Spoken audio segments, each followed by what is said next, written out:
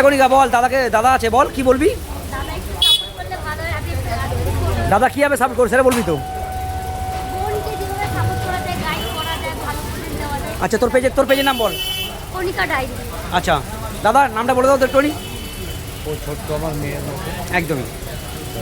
ভিডিওটা যারা যারা দেখছো অবশ্যই ওকে সাপোর্ট করো, লাইক শেয়ার করো, নাহলে এর দাঁড়াতে পারবে না। আর সত্যি কথা বলতে গেলে কণিকা, আমি বলছি, আমি শুভদা, কণিকা খুব ভালো মেয়ে, খুব ভালো কন্টেন্ট বানায়। ওকে আমি দাদা একটা সাজেস্ট দিয়েছিলাম ওকে, যে ছোটো ছোটো যে দোকানগুলো যারা ইউটিউবাররা যায় না, যাতে তাদের ভিডিও করে, আমি ওর 4টে কন্টেন্ট দেখলাম যে ছোটো ছোটো দোকানগুলো তুলে ধরছে। ও 2K ফলোয়ার্স, কিন্তু ও তুলে দেওয়ার চেষ্টা করছে। এটা আমি সত্যি খুব খুশি যে আমার বোন কণিকা এরা চেষ্টা করছে।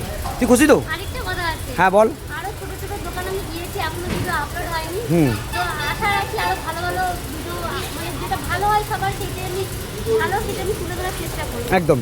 তুই জানিস তো, তুই এমন একটা মানুষের সঙ্গে দাঁড়িয়ে আছিস যে মানুষটা নিঃস্বার্থে সবাইকে কন্টেন্ট দেওয়া তো দূরের কথা, নিঃস্বার্থে মানুষকে ভালোবাসে।